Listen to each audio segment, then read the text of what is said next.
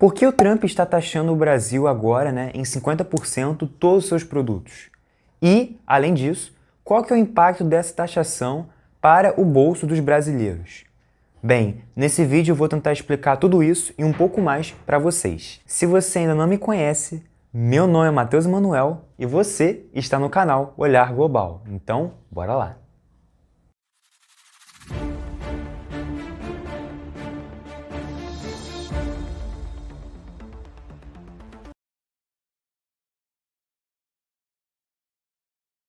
Bem, então essa notícia, né, que impactou os mercados, impactou a política brasileira como um todo nesses últimos dias, né, gerou vários comentários na internet, vários jornais falaram, e o porquê disso, né? Bem, quando um país ele eleva suas taxas, né, no caso suas tarifas, para produtos de uma determinada região, no caso o Brasil, os produtos para os americanos, né, ficam mais caros. Então, por exemplo, se agora a tarifa é de 50% e um brasileiro ele quer exportar seus produtos a $100, por exemplo, agora com essa tarifa, o brasileiro, né, o exportador, ele vai ter que exportar, vender esse produto por $150, ou seja, encarece o custo para os americanos dos produtos que a gente quer vender. Então vocês entenderam? O que ele quer basicamente fazer é tornar esses produtos mais caros para poder justamente evitar com que os americanos comprem justamente produtos do Brasil, para justamente tentar realizar, né, uma estratégia, né, de isolacionismo, ou seja, fechar os Estados Unidos para os outros países, né, na tentativa de tentar reerguer, né, a indústria nacional e de tentar, enfim, criar uma economia, digamos, estadunidense sem depender dos outros países. Então essa que é a ideia do Trump, né? E a consequência natural disso é justamente a diminuição, né, de vendas, né, de exportações do Brasil, porque vai estar mais caro, né? Então, naturalmente, vai ter menos pessoas querendo comprar. E aí, depois disso também, né, o outro efeito que acontece por conta de tarifas é a depreciação do dólar, ou seja, o dólar ele fica mais caro em comparação ao real. Foi até o que aconteceu nessa última semana, no caso hoje, no ano que eu gravo esse vídeo, segunda-feira, que o dólar ele chegou aí a bater R$ 5,59, né? Então, a gente estava aí nas últimas semanas com um histórico de $1 a praticamente 5,40 e agora, depois que o Trump lançou isso, há poucos dias atrás, essa tarifa, agora o dólar já subiu e disparou para praticamente 5,60. Então, daí vocês veem o impacto, né, e a consequência disso para o dólar. E aí, né, o dólar claramente ele vai impactar justamente as pessoas, porque com um dólar mais caro, o combustível fica mais caro, porque o combustível ele é cotado em dólar. Logo, tudo que exige combustível ou, enfim, transporte, que, enfim, envolve petróleo, também vão ficar mais caro, ou seja, tudo, porque todos os produtos, basicamente, ou grande parte, são aí transportados, né? No nosso caso brasileiro, por rodovias. E aí, claro, né, na última semana, o Trump ele anunciou não só a tarifa de 50% para o Brasil, mas também tarifas para outros países, novamente, né? Então, neste sábado, o Trump ele anunciou tarifas de 30% para o México e para a União Europeia. E nesses países, nessas regiões, né, que basicamente são regiões assim, importantes e tal, foram taxadas em 30%. E o Brasil teve a maior alíquota, como vocês podem ver aqui nessa tabela, né, no qual ele teve aí 50%, né? Então essa foi a maior taxa que o Trump impôs. Agora, o porquê que ele fez isso, né? Por que o Trump simplesmente chegou lá e meteu esse valor, né, pra gente? Bem, para isso a gente vai ter que ler a carta, né? Então, o Trump, ele propôs, né, ele fez uma carta para o presidente Lula explicando os motivos e tal, por que ele fez isso. Então, eu vou ler agora para vocês a carta, né, que o Trump enviou para o Lula, que é uma carta bem curtinha aqui. Prezado senhor presidente, conheci e tratei com o ex-presidente Jair Bolsonaro e o respeitei muito, assim como a maioria dos outros líderes de outros países. A forma como o Brasil tem tratado o ex-presidente, um líder altamente respeitado em todo o mundo durante seu mandato, inclusive pelos Estados Unidos, é uma vergonha internacional. Esse julgamento não deveria estar ocorrendo. É uma caça às bruxas que deve acabar imediatamente. Então, esse é o primeiro parágrafo da carta, e é interessante a gente analisar que ele pega justamente o Jair Bolsonaro como essa figura, né, esse nome que ele começa a carta falando disso. E é interessante o outro termo que ele usa também, que é o caça às bruxas, porque na época também da eleição do Trump, ele também dizia que na época da campanha dele, eles estavam realizando uma caça às bruxas ao Trump, então tem toda essa questão. E muitos analistas, ao analisar essa carta, eles entenderam que o Trump ele não está se baseando nas tarifas, né? O fator primordial não é um fator econômico, de não, vamos proteger a soberania, a indústria nacional, não tem nada disso. O lance mesmo é político, é eu querer me aliar com determinadas bases para eu poder justamente prevalecer uma ideologia, para poder então taxar e usar essa taxa não como uma taxa protecionista, que é o que muitas pessoas chamam, né? Que é a taxa realmente voltada para o que eu falei, né? De fomentar a indústria e tudo mais. Mas sim uma taxa punitiva, ou seja, uma taxa para punir aqueles que não concordam com a ideologia ou aqueles que, enfim, não estão de acordo com os valores dos Estados Unidos. Então esse aqui é um primeiro ponto e que é super importante ressaltar. Então nesse caso aqui ele está falando do julgamento, né, do ex-presidente Jair Bolsonaro, que ele está passando por todo o processo no STF. E uma análise, uma reflexão que eu considero que esse foi o motivo dele ter colocado isso no primeiro primeiro, porque ele quer chamar a atenção com essa carta, ele quer dizer que ele está do lado dos bolsonaristas nesse quesito. E também, quando ele faz isso, uma parte da população, que é a parte que acredita, né, no Bolsonaro, vai simplesmente relevar, digamos, em certa medida, o que o Trump falou.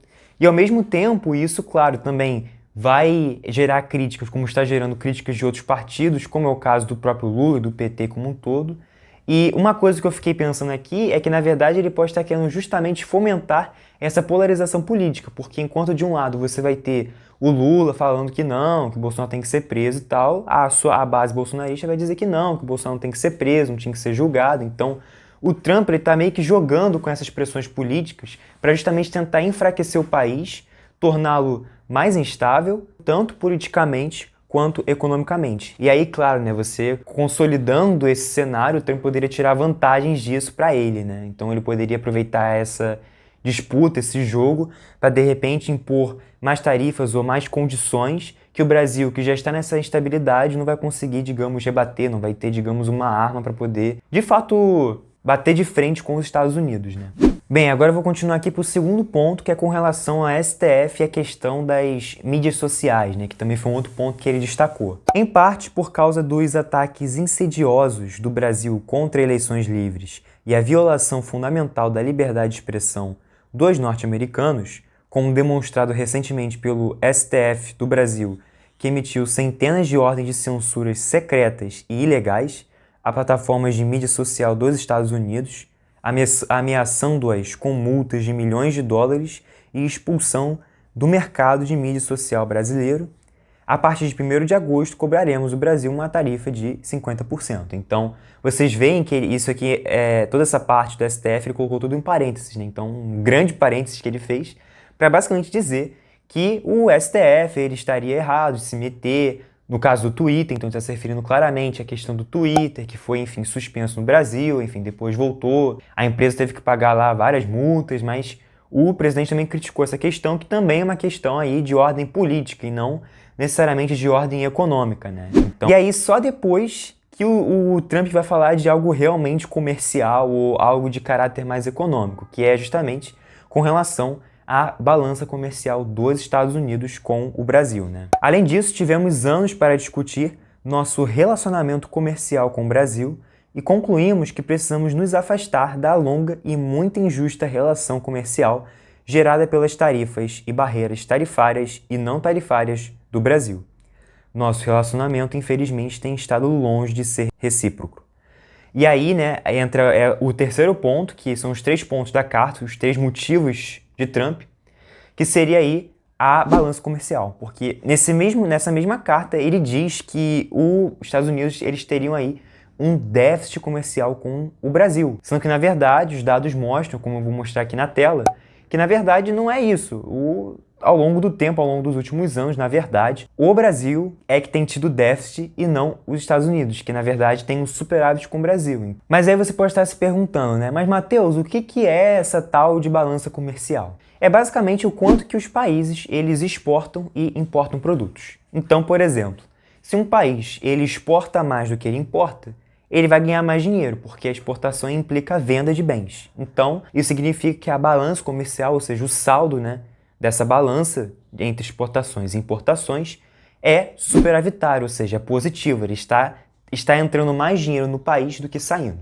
Agora, quando a balança comercial ela é deficitária, ou seja, ela é negativa, as importações elas são maiores do que as exportações, o que significa dizer que, no geral, os Estados Unidos ele compra mais produtos do que vende, ou seja, ele está gastando mais dinheiro do que, de fato, é dinheiro entrando no país. Então, basicamente, essa aqui é a lógica da balança comercial. E aí, claro, na carta ele diz que é deficitário, mas os dados mostram que não, que na verdade é superavitário, que mostra aí, né, uma incongruência, né, uma contradição do discurso de Trump.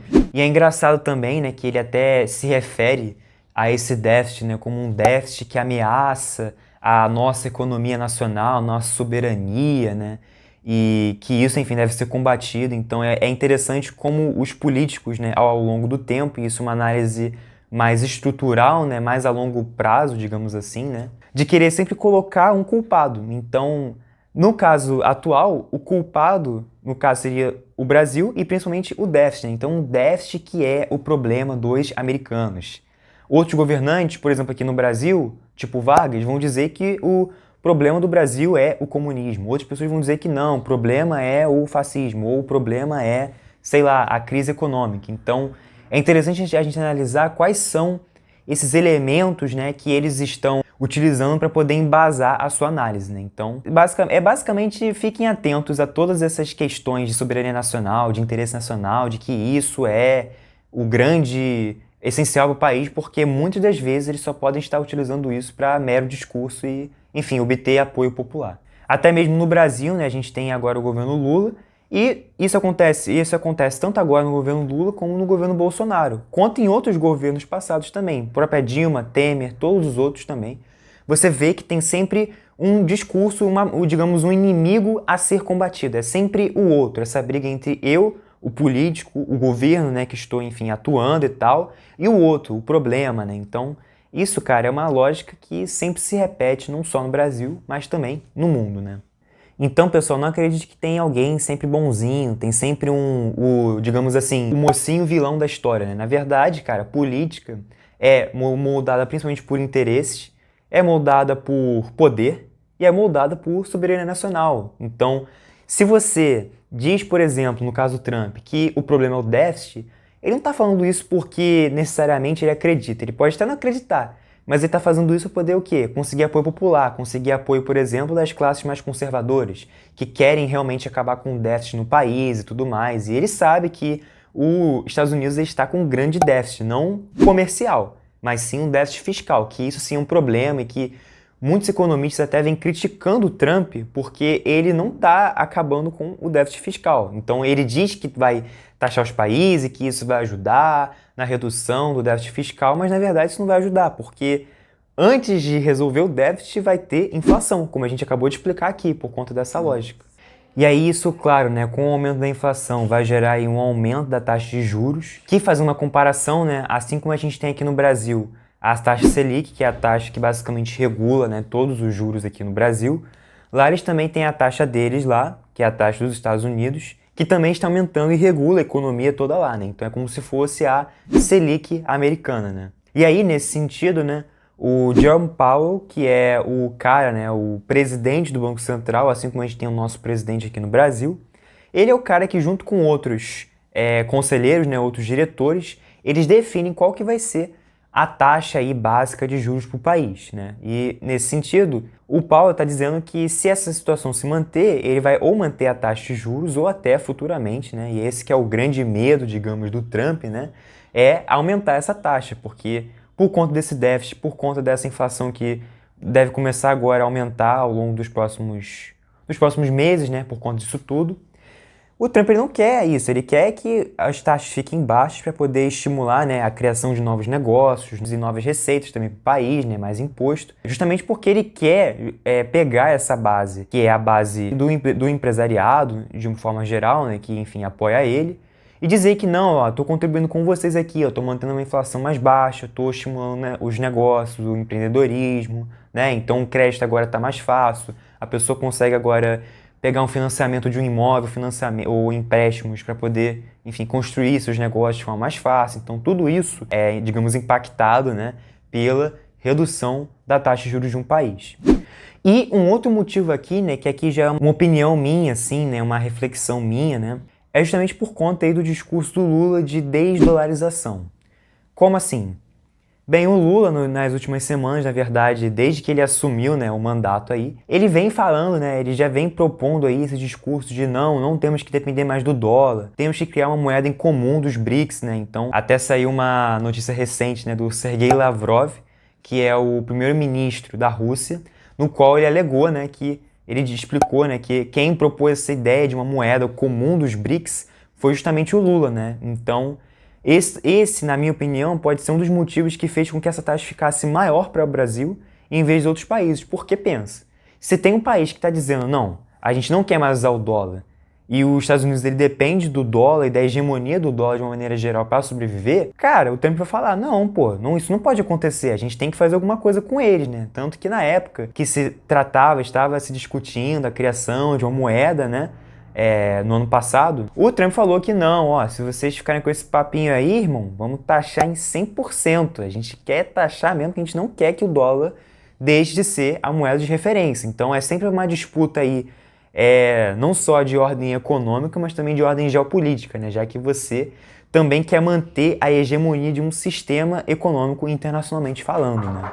Só que o problema dessa história toda, e de, apesar do Lula, claro, falar isso no seu discurso, é que, na prática, ele não está fazendo efetivamente nada que, de fato, aumente essa desdolarização do Brasil, né? Então, né, nesse quesito, os outros países do BRICS, né, que isso ele falou, claro, numa cúpula do BRICS, e não só isso, fora do BRICS também, mas essa ideia de desdolarização acabou ficando muito vinculada ao nome dos BRICS, que é o bloco, né, que contém Brasil, Rússia, Índia, China e África do Sul, e outros também, né, enfim, que entraram agora, como o Irã, Arábia Saudita, enfim, outros. Só que, né, pessoal, a verdade tem que ser dita, né? O governo Lula ele não está fazendo nada de prático para poder reduzir essa desdolarização. Outros países, como a própria China e a Rússia, estão agora comprando muito ouro, né, aumentando aí as suas reservas em ouro, né, como mostra esse gráfico aqui, ó. Então, nesse caso aqui é o gráfico da China, né? Eles estão fazendo isso porque eles querem reduzir a dolarização, né? Só que o que o governo Lula fez? Ele não fez isso, ele não comprou mais ouro, ele não está propondo, ele não está de fato criando uma nova moeda ou não está fazendo outras medidas concretas para, de fato, desdolarizar a sua economia. Na verdade, esse discurso, infelizmente, acaba ficando muito mais na teoria do que na prática, né? Então, aliado a isso, a gente vê, ao invés disso, vários problemas estruturais no nosso país em termos econômicos, a gente vê um déficit fiscal crescente, a gente vê uma expansão dos gastos públicos e basicamente um aumento generalizado dos impostos, né? Não sei se vocês chegaram a acompanhar aí nas últimas semanas, mas está tendo, né, o aumento aí do IOF, o aumento basicamente do imposto de renda para investimentos, ao mesmo tempo que tem uma isenção, né? Então é uma tentativa do governo meio que compensar as coisas, né? Só que do lado da receita, né, do lado dos gastos públicos, nada está sendo feito. Na verdade, a gente só está vendo aí um aumento dos gastos, e não um corte, que é o que deveria ser feito para poder justamente tentar contrabalançar essas medidas mais populistas, como é a própria isenção do imposto de renda para aqueles que ganham até R$ 5.000, que é uma pauta que ainda está circulando, já tem um tempo essa pauta, até hoje eu fico falando disso, porque muitos alegam que essa pauta, e de fato né, uma pauta eleitoreira, que o governo Lula vai usar agora para o ano que vem, 2026, para poder tentar se reeleger, ou para tentar colocar alguém, né, da sua chapa lá dentro. Então, enfim, resumindo aqui então o vídeo, né, basicamente os fatores que estão levando essa taxação, né, a criação dessa taxação para o Brasil, são meramente políticos, ideológicos, né, então com relação aí ao, por exemplo, Bolsonaro, à questão do STF, as redes sociais, né, e, claro, se isso acontecer, que tudo indica que isso vai entrar em vigor no dia 1º de agosto, se preparem porque os bolsos de vocês vão ser impactados, alimentos vão ficar mais caros, medicamentos vão ficar mais caros, até mesmo viagens, tanto nacionais quanto internacionais, vão ficar mais caras por conta do combustível, né? E, cara, até mesmo compras no exterior também, porque o frete internacional também vai ficar mais caro. Então, resumindo, vai ficar tudo mais caro. E por isso que recomendo, né, quem puder, eu sei que nem todos, infelizmente, podem, recomendo vocês guardarem uma parte desse dinheiro para justamente compensar, né, esse aumento nos preços, ou até mesmo investir esse dinheiro de alguma forma, né, para você poder ganhar, né, um pouco com isso também, né, não perder, né, não deixar seu poder de compra ser corroído, né, pela inflação. Mas por algum motivo você não puder nem guardar e nem investir esse dinheiro, infelizmente é bom que você comece a repensar, né, no custo, né, nos seus gastos, né, então de repente aí começar a cortar algumas despesas, né, então de repente aquela saída do shopping que você fazia, sei lá, 2 vezes, você vai fazer, sei lá, uma vez ou menos, né, ou não fazer, sei lá, porque alguma coisa tem que ser feita. Você não pode simplesmente saber dessa informação e ficar parado, né? Você tem que tentar se proteger de alguma forma, né? Enfim, basicamente esse foi o vídeo de hoje. Então, eu espero que vocês tenham gostado, espero que tenham entendido todas essas questões por trás, né? E como isso impacta o seu dinheiro, né? E lembrando, se você quiser mais vídeos como esse, mais vídeos como esse, de economia, relações internacionais, geopolítica, não se esqueça aqui de se inscrever no nosso canal e de ativar o sininho para não perder nenhum dos nossos vídeos aqui, beleza? Então, é isso e vou ficando por aqui. Até mais!